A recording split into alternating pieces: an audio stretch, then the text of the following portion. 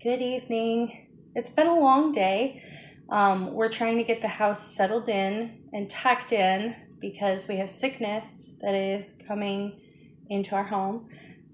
It's a really gnarly cold that came with a fever for my husband, and my daughter got it last night. And we had too many things and projects moving forward to just be able to stop everything and settle. But now that the projects are done, I get to kind of cinch in the house and get us all ready to go through that rest and recovery mode. And I wanted to share with you guys some of the tips and tricks I've learned along the way to try and make this situation. Thank you.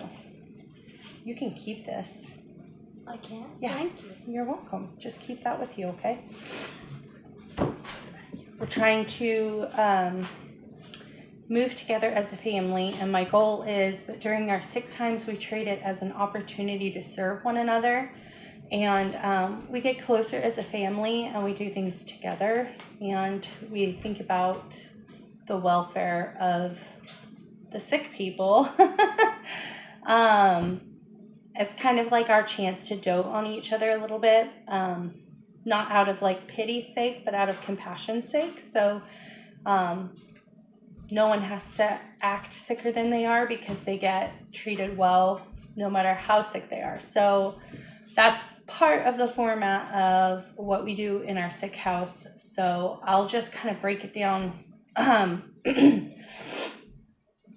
It's trying to get me, so we're kind of we're in the beginning shuffle of things.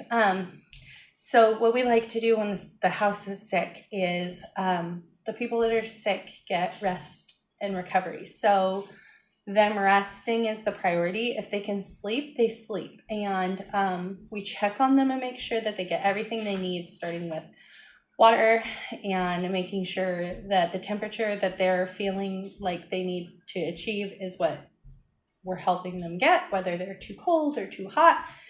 And we're trying to make the accommodations to help them navigate if they have a fever or not. And then the medicine that they need, obviously. One of the ways that we navigate the medicine in our family that I really like is I have our medical stuff in boxes. And these are what I call my kits. So this is my cold and cough kit. So it has everything to do with our colds, and so I will pull this out, and this lives out on the counter with us until the sickness is out of the house. So this kit's going to be in the pantry until we need it, and then when we need it, it comes out and it lives with us, and it's our little buddy until we're done. So I wanted to show some of my favorite cold and cough remedies and tips that we've learned along the way, as well as some of like the family structure that has really helped us out.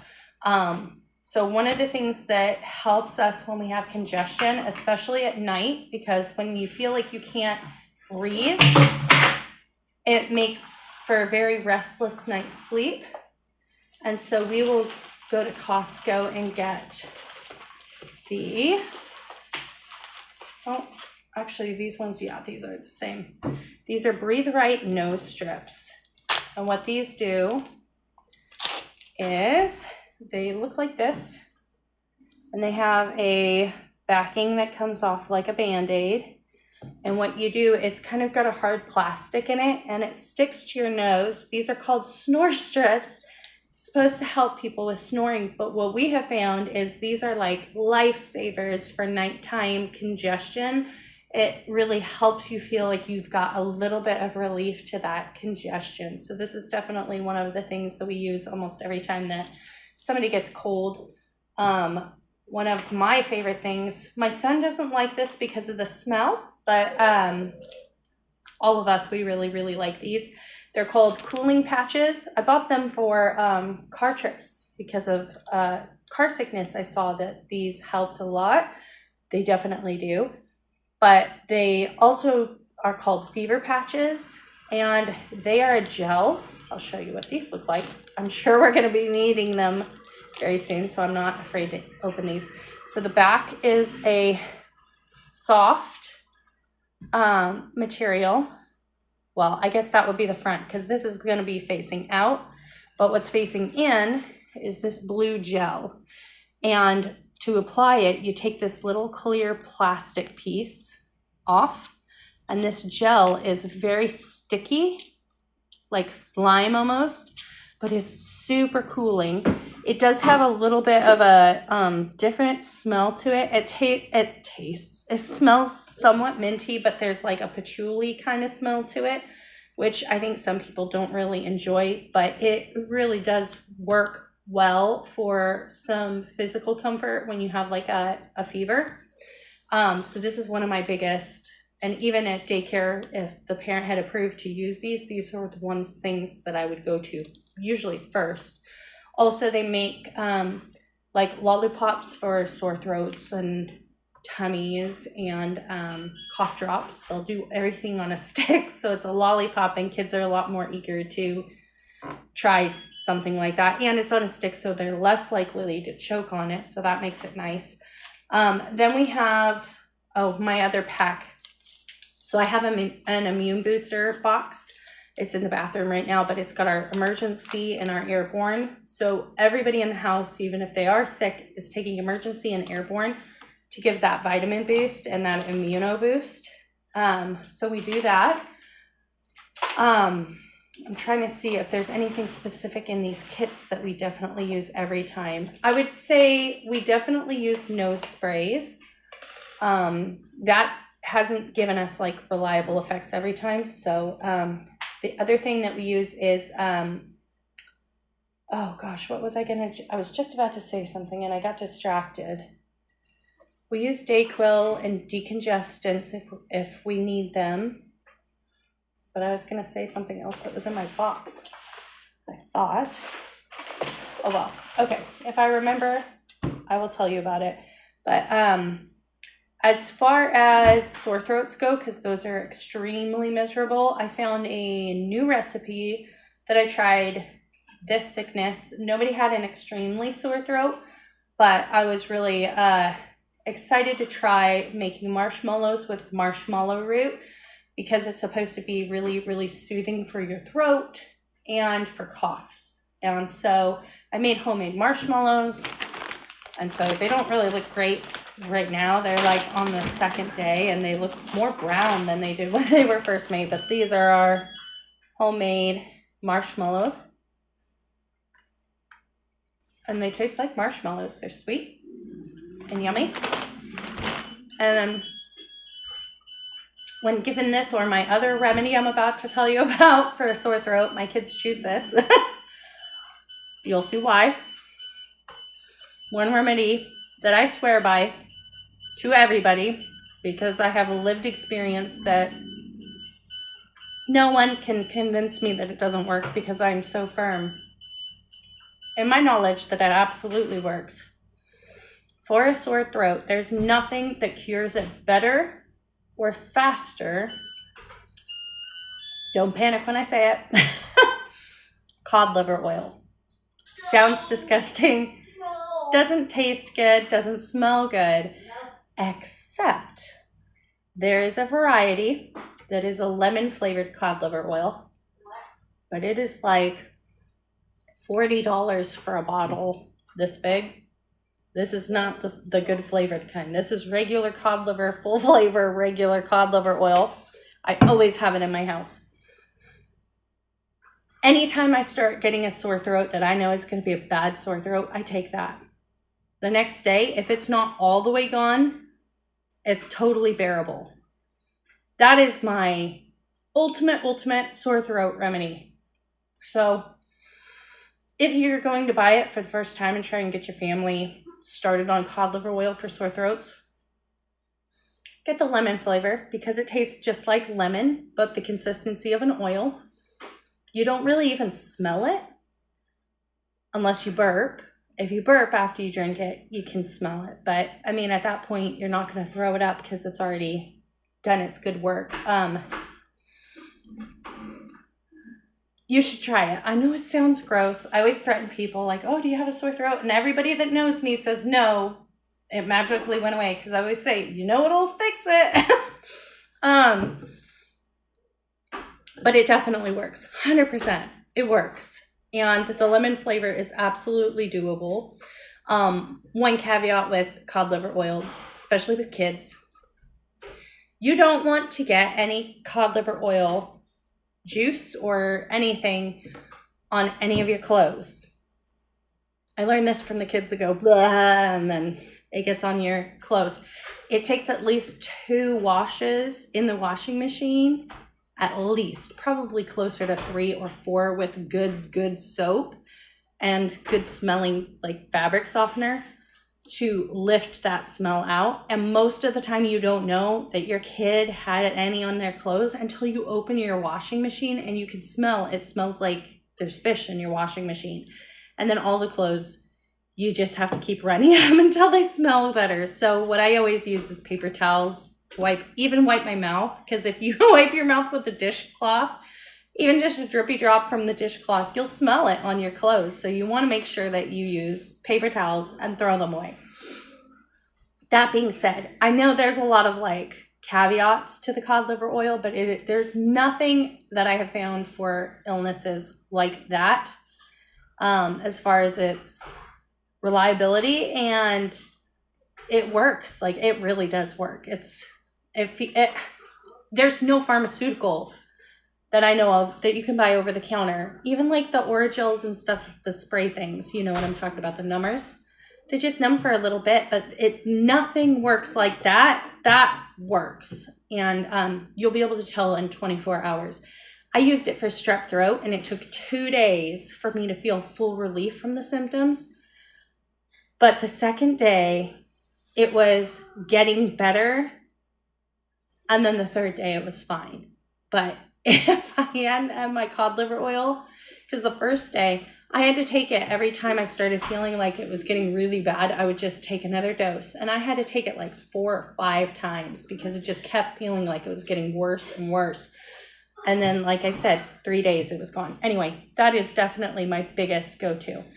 Another comfort measure that I like to use with my family is when they're cold or if their chest hurts, I like to take just a wash rag, like a hand towel, and don't get it wet or anything, just roll it, put it in the microwave for 20 seconds, and then walk it over to them and lay it flat on their chest, as long as it's not too hot to the touch. Lay it flat on their chest and put something over the top of it to keep the heat in.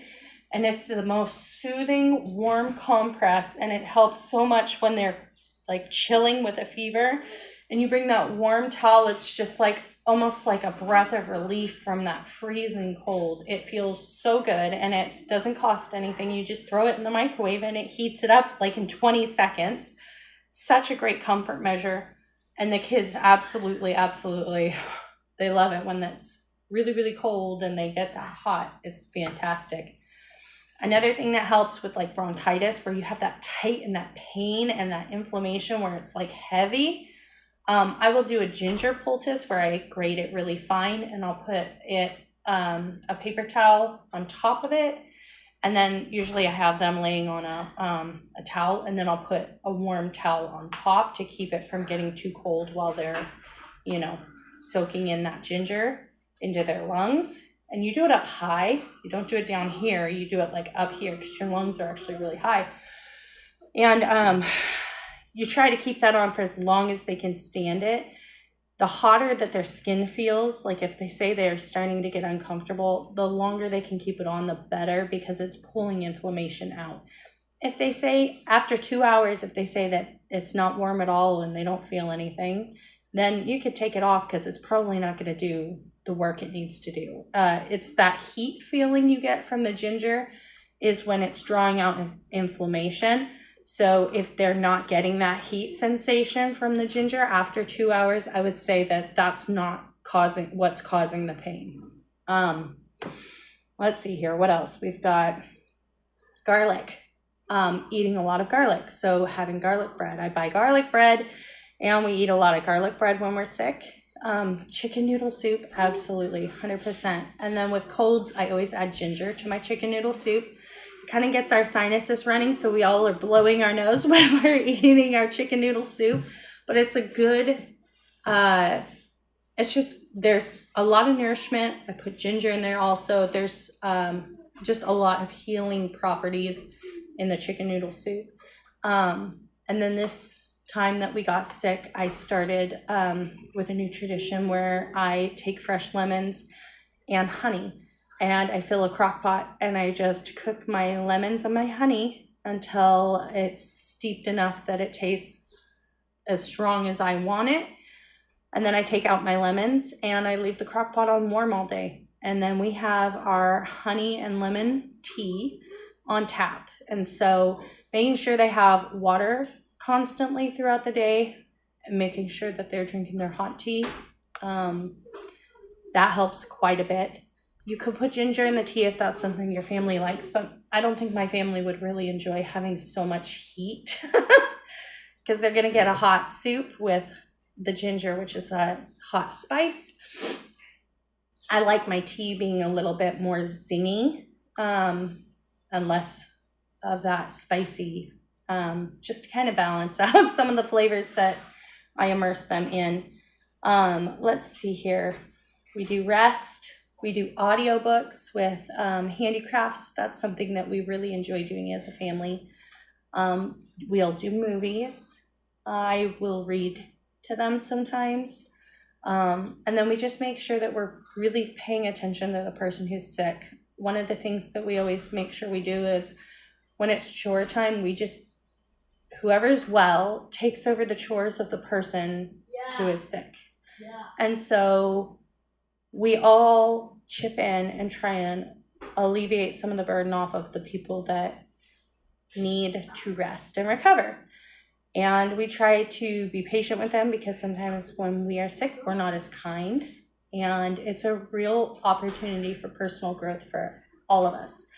People who are sick and struggling with the temptation to be frustrated and angry because of what they're going through, and the people that are well, who are dealing with a lot of extra burden, but also the temptation to be frustrated and angry with the people that are lazing about and getting all these blessings and, you know, jealousy and all of these different things. So it's a very big opportunity for us to grow in character as a family. And that's what I have kind of grown to accept about the sick season, is that it's a massive opportunity for us. We can get closer as a family. We can show each other our love in a very practical, tangible way. We can show our care. Like, we can really show up for each other, and it means a lot to all of us. So when sickness comes to our house, instead of it being something extremely taxing and terrible, it's not fun, but it's meaningful. So we've turned our sick time into something that we have a purpose, and we have a rhythm, and we have traditions. And I like what we do right now. And we're probably going to keep on adding as we go, like along the way, because I just want us to get better and better as a family, but also I want to find remedies and things that are going to really help get us through sickness and get us well and recovered.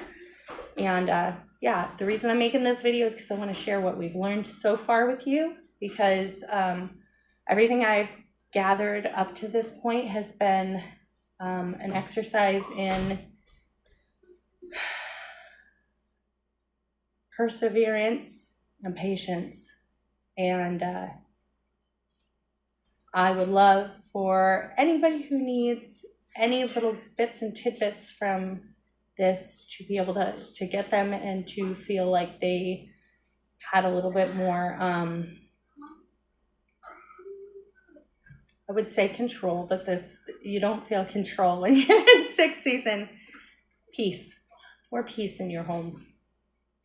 And even when there's chaos within, like, the character of these family members that are going through this hardship together, we're in it together, and we foster that mindset of teamwork. And it's designed to pull and stretch us in a way that brings us closer together. So it is a very big opportunity.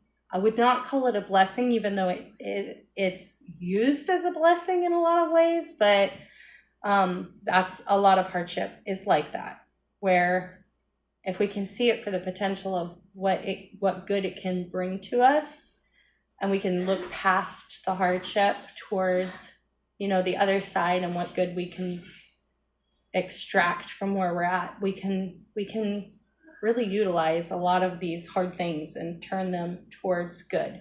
So I can't remember what I was going to say about medicines in my little box. I thought there was something I wanted to tell you guys about, but I can't remember what it was. I'm sure there's things I'm forgetting that we do, but these are all just the things that we have done this 6th season to try to get as well. Oh, and elderberry syrup, taking elderberry syrup to boost our immunities. And I think that's it. That's all I can think of right now. But wanted to share my experience with cold and cough. And it's going to look different when I bring out my flu and tummy box. So when we go through a flu and a tummy thing, which please don't pray for that because it will come when it comes. But when we go through a flu and tummy illness, I may be able to post a video about that. But for now, for the cold, lung, cough, this is what we do, and I hope it blesses you.